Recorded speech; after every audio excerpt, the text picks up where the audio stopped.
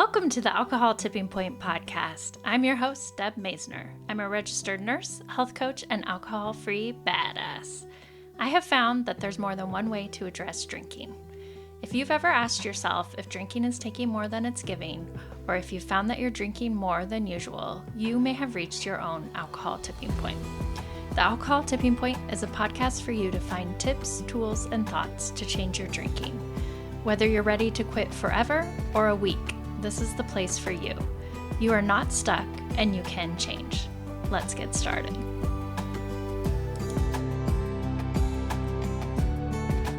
Today on the show, I am sharing a recording of part of my class that I have. My class is called Mindful AF. It's one I've offered like 4 times now, but I wanted to share this particular excerpt from this class on autopilot and habits because so much of our drinking is just a habit. It's a habit that we've developed, and that means it's a habit that we can undo and it's a habit we can break. And I think it's helpful just to kind of learn about habits, about automatic behavior, and then learn some techniques for breaking out of a habit, breaking out of that autopilot. And mindfulness is one way you can do that. And so I wanted to share this excerpt. It's a recording of my class on automaticity. And I think that it's going to be really helpful for you.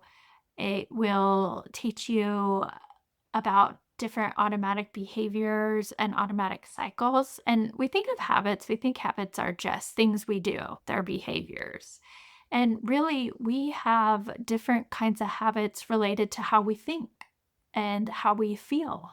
And we don't even realize that sometime until we can slow down and make changes. So I think you'll find this to be a really interesting podcast episode. And then I want to invite you to the next Alcoholiday if you are looking for a way to break the cycle, to break the habit of drinking. I'd love to help you out in our monthly dry group, which I call Alcoholidays because it's a gift. It is a holiday. It is a holiday for your health, both physically and mentally. And it's something I've been hosting now for 3 years, which is kind of unbelievable. And I just love it. I love helping people make changes. And it's for people, whether you're just taking a break from drinking, you're ready to divorce from alcohol. And just tell you a little bit about what you get. It starts the first of every month. It's a small group setting. It's in a private online site. It's not on Facebook. You get daily content and support. You get a really extensive guide and workbook, lots of information. I want to be able to give you so many different thoughts and tips and mindset tricks just to make this easier. And a lot of people will find that they have their own secret sauce. They have their own tools that help them deal with common triggers that we get, common triggers from craving, stress, anxiety, socializing, all that stuff. So I want to give you a lot of help so that you can have a successful break from alcohol, whether that's for a month or the rest of your life, whatever you decide. And I want to make it really affordable for you. It's less than $3 a day. And as a podcast listener, you always get 20% off by using the code LOVE, LOVE. And I would love to help you in the next Alcoholiday. So look for the link in my show notes or just go to my website, alcoholtippingpoint.com. There are also lots of other free resources there to help you. I have a 10-day free email break. I have a dry guide. I have 100 questions to change your drinking. If you're really into journaling and journaling prompts, check that out. Without further ado, here is the episode about breaking out of the drinking autopilot. Thanks for listening. We are going to be talking about automaticity, and it's just a fancy word for being on autopilot, basically, and for our habits and just things that we automatically do. We're going to talk about automatic behavior and automatic cycles, and then how they are all connected to mindfulness. So first of all, I like to start with an example of automaticity. And so my example is, imagine that you're walking down the street, You see a friend and you wave and, you're just like, "Oh, hey." And they do not respond, right? They just keep walking, no reaction. And then you're just kind of like, "Whoop," right? Has anyone had that happen to them before? I do it all the time. So, as you were imagining that, did you notice any of your thoughts or emotions? And where did they go to right away? If you're like me, like sometimes right away they go to sometimes it's concern, like, oh my gosh, they probably need to get their eyes checked. Or it's something of dismay or like, what did I do? What went wrong? Did I make them angry? Oh my gosh, what's happening? You know? So, and it happens so quick that we just kind of have an automatic thought there, like, what's happening? What's going on? And it's not always a positive automatic thought, right? So, automaticity is just an automatic pattern of behavior. It's autopilot, right? It's when our thoughts just emerge immediately and automatically. And what happens is we start to make stories up, and they're oftentimes not true. And we just don't have enough facts, right? So when we see that person and they don't wave, we're making up a story. We're like, "Oh, they must be mad at me. Oh, remember when I said this and this, or I didn't go to their party or whatever." We don't even know if that's true or not. Our mind has just gone down that rabbit hole right away. And it's really good at it, right? We do use automaticity in several ways, right? But more about what it is, it's something that we're oftentimes not even aware of, right? And that's where mindfulness comes in because the whole point of mindfulness is to become more aware of things, to become more in the present moment. And actually, most of our behaviors are automatic. They estimate like 90% of what we do is automatic. And it's a good thing too, right? Because we can't use up all that brain space. I'm thinking of things like driving and eating and playing instruments and making gestures like I'm doing right now. My biggest example of automation is has been trying to teach my daughter to drive. I am so used to driving that when I try to stop and tell her what to do, I'm a terrible driver's ed teacher. Let's just put it that way. I don't know what to tell her. And so for her, when she's starting to drive, it's very slow. It's getting in the car, turning it on, putting it in park. Okay, now are you checking your mirror? Like there's so much going on until she's getting better and better at it, and then it just becomes automatic. And then we can drive and have a conversation and listen to music or whatever we do when we drive, and it's probably not that safe either. Don't text and drive. There's your reminder. But these automatic behaviors are very useful for us, and they're built through repetition, right? We do them again and again, and that's how they become automatic. That's how we learn. And so some of the benefits are we can do things really fast and do multiple things at the same time. Thank goodness, right? Or we wouldn't get anything done. It could give us some mental shortcuts for getting stuff done and making choices and just being quick, especially at work. I think about work and there's some things that I can just do automatically without thinking. There was quite a learning curve when I started, but now it's so much easier. And it lets us multitask too, right? We can do multiple things at the same time because we are trained to.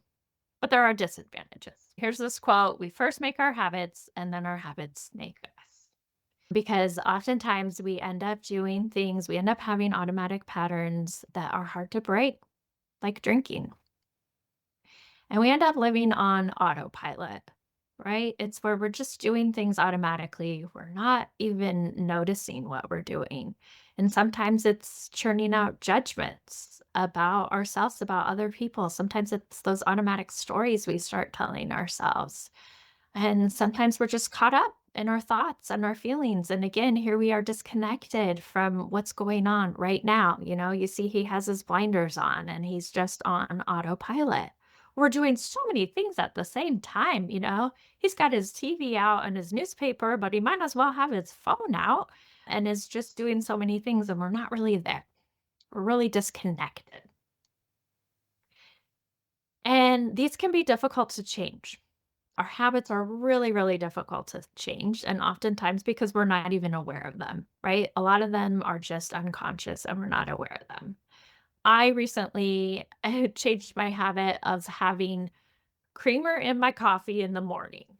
And I cannot tell you how many times I've still gone and opened the refrigerator door to get the creamer, put it in without even noticing, taking a drink and then being like, oh my gosh, I was going to change that. Right. And then with our drinking habits, that's a huge one that is a lot of the times on autopilot. And it becomes really difficult to change because it's just our go to behavior, it's just our go to action.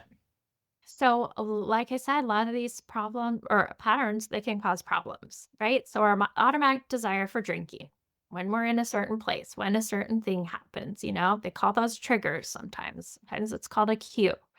And then it's not always a behavior, right? It can be an automatic negative thought or rumination when something unpleasant happens. So our mind can just go to that spot where we're just automatically like, oh, they don't like me, or oh, that's awful, whatever. And that just kind of lets our emotions guide our behavior. And it makes us feel out of control sometimes, even though it is in control. A lot of the times we feel out of control because we're like, where did that come from? Why did I do that? Well, you're on autopilot. I like to read this poem. I believe the title, I've seen There's a Hole in My Sidewalk, but also My Autobiography is another name for this poem. And it goes like this. I walk down the street. There's a deep hole in the sidewalk. I fall in. I am lost. I am helpless. It isn't my fault. It takes forever to find a way out. I walk down the same street. There's a deep hole in the sidewalk. I pretend I don't see it. I fall in again. I can't believe I'm in the same place. But it isn't my fault. It still takes me a long time to get out. I walk down the same street. There's a deep hole in the sidewalk. I see it is there. I still fall in. It's a habit. My eyes are open. I know where I am. It is my fault. I get out immediately. I walk down the same street. There's a deep hole in the sidewalk. I walk around it. I walk down another street. And I just think that is such a good poem to show how we get stuck in these habits and how we can become aware of them and we can break them and we can choose to walk around that hole in the sidewalk or choose another street. So let's talk about automatic behavior and the link between automatic behavior and mindfulness. A lot of what we're doing is we're reacting. We're just immediately reacting to a situation. And that happens so fast in our brain. Like that's our little neurotransmitter just zoop, really fast. So sometimes that can be called impulsivity or just automatic behavior. And an example of that would be receiving a snide remark. Maybe it's from your husband or your teenager or whoever. And sometimes our automatic reaction, if it's our kid, maybe just to yell at them. Maybe it's to ignore them. Maybe there is something we always do when that happens. Another example is feeling sad. Maybe when our body starts to feel that emotion of sadness, we start to push it away. Maybe that's our reaction. Maybe our automatic reaction is, oh, I can't feel this way. I shouldn't feel this way. I'm going to push it away. So you have this situation, whether it's a sad feeling, whether it's a fight with your partner, maybe you feel anxious at a party, maybe it's a celebration. And this is what has happened with a lot of us. Our go to behavior, go to reaction has been to drink. That has been the neural pathway that we have built. So, how can we break it? How can we change it? It's by increasing attention, right? It's mindfulness. That's what we're learning about this whole time. It's attention. It's turning on the flashlight and shining on that moment, having a pause, bringing attention to that moment. So again, we have a situation and we're going to pay mindful attention to it. And then we can choose our reaction. And this is the mindful pause. And Lisa brought it up in our chat feed earlier last week, too. Like, just how can we pause between what has happened and how we decide to react to it? How do we pause there? There's this quote: mindfulness is a pause, it's the space between stimulus and response. And that's where choice lies. When you are faced with a situation, first of all, bring attention to it. Stop and ask yourself, like, what is going on? What do I feel? And what am I going to do about it? What's my intention? What's my tendency? What am I going to do? A lot of times it's helpful to stop in that moment and really feel the emotion. This is where, usually when we start to feel that emotion, that uncomfortableness, that anxiousness, that sadness or anger, usually we numb it out with drinking. But now, what we're asking you to do with mindfulness is to feel it, right? And so, really getting detailed and scientific about it, like, where in your body are the feelings located? Are you feeling it in your stomach? Are you feeling tight in your shoulders or your head? Or is it in your chest? Does your chest feel tight? Is there a center point where you can feel it? How far does it extend? Like, is it radiating? Is it your whole body vibrating with that emotion? Or is it just right at your heart? Does the emotion feel dull? Or is it sharp? Is it stabbing? Is it hot? Is it cold? Does it have a color? A lot of people like giving their emotions colors. That can be helpful, especially if you're really visual. Does it have a shape? Is it like a blob? Or is it really sharp, tight, right? Or is it moving about? Is it like a cloud hovering? And maybe you're feeling nothing at all, right? Maybe you're feeling a little numb too. So just getting really curious about, when you're in that mindful pause, getting curious about what you're actually feeling, what emotions are there. So let's take another example again, a similar one. So you have a fight with your partner, and so pause. What are you noticing? Maybe it's, I'm getting angry, feeling tension in my chest. I'm feeling like I want to drink it away. And then here comes your choice. Here comes your reaction. Your reaction: you could choose to shout. You could choose to drink. You could choose to stay calm. You could choose to walk away. But what's most important here is just realizing that you have a choice to how you respond. And that's how you can break that automatic behavior. And that's your choice. That's what we're talking about: conscious choice. So bringing what was unconscious into the consciousness. And you do that by paying attention and practice, lots of practice. Let's talk about automatic cycles. So this is that cycle of thinking and feeling, right? It's I'm having a thought that I want to drink. Now my emotion is I'm feeling disappointed. I'm feeling anxious. And now that anxiousness is making me feel like I have the thought that I want to drink. And so this is our cycle. This is what we do over and over and over again. And we get stuck in those thought loops. Okay. And let's just take that innocuous one of waving at someone. That was your situation, right? You waved at someone, they ignored you or they did not respond, right? Your emotion was dismay or embarrassment. Or like, oh my God, I hope no one saw that, right?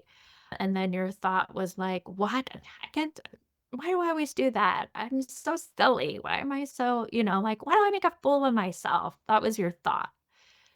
And then you go back to emotion from that thought would be like, Oh, I'm just a weirdo. Nobody likes me. I'm feeling sad now. That's your emotion. Then your thought is nobody likes me. And then you're stuck in this thought cycle.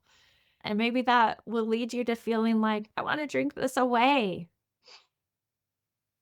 It's happened to all of us, right? Here's another example of traffic jam. Okay, you're in a traffic jam, you're frustrated, maybe angry. I hate this. I hate driving. I hate my job, whatever it is.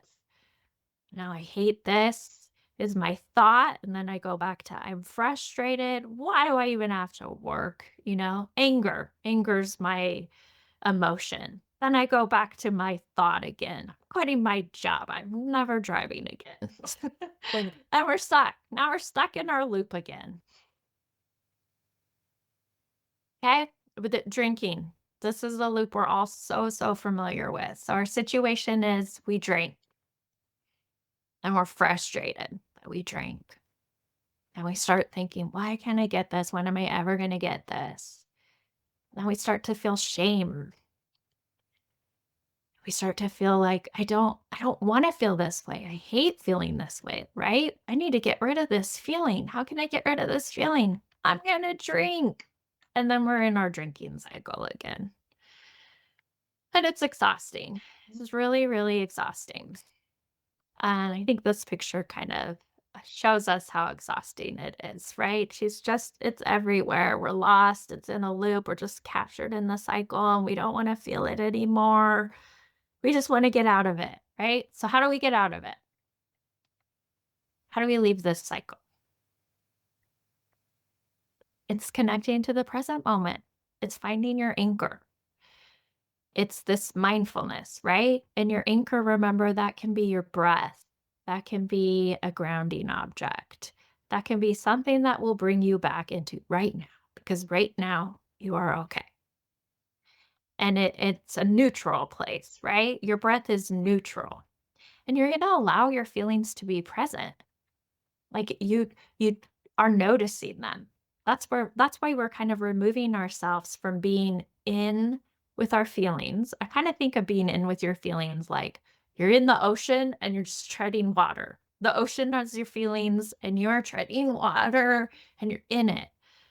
But when you can get out and you're on a boat, then you are observing the ocean and the water and the feelings around you, but you're not in it. You're not drowning in it.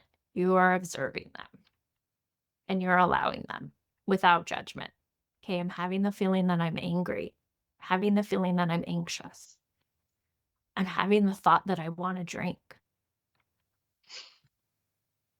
And you just notice when the thinking's taking over again, having the thought that I'm a terrible person, having the thought that I'm never going to get this. And that is making me feel and have the feeling that, and then you describe the feeling and you're allowing it.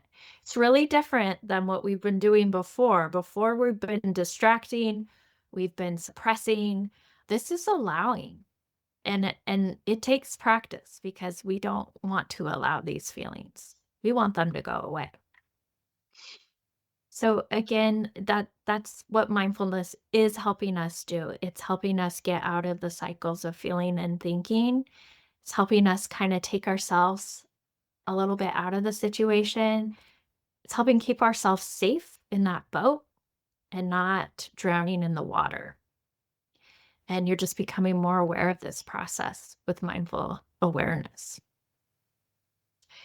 As you go about this next week, being more aware of your autopilot, here are some practices for you. And some of them are just little, like sit in a different chair. If you find that you're always in the same chair at dinner or at your meeting or wherever, like just change or after, for where you watch TV, change where you sit. Take a different route home. Take a different route to work. Take a different route to the grocery store. Like purposefully change that route. You can do things like make dinner at breakfast. These kinds of things also are really helpful for when you are changing your drinking. If you're always drink at the same time every day and you notice like you're in the same room, say it's the kitchen, then do what you can to like have dinner in a different room or make dinner, like I said, at a different time. Or sit in a different chair. If you're always sitting on your couch watching Netflix and drinking your wine, do something, go sit somewhere different. So that can be really helpful for you. And then again, just bringing mindful awareness to your daily tasks, just catching yourself when you are on autopilot, just being like, oh, I was on autopilot there. Oh, I didn't notice that. So really focus on slowing down, having a mindfulness pause, really changing your habits. I hope that this was helpful for you, and I hope you learned something new. And I would, as always, love to hear from you. So feel free to send me an email, deb@alcoholtippingpoint.com. And I hope to see you in the next Alcoholiday. Have a great day. Thank you so much for listening to this episode of the Alcohol Tipping Point podcast. Please share and review the show so you can help other people too. I want you to know I'm always here for you, so please reach out and talk to me on Instagram at Alcohol Tipping Point, and check out my website, alcoholtippingpoint.com, for free resources and help.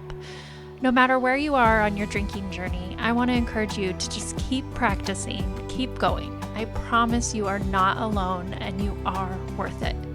Every day you practice not drinking is a day you can learn from.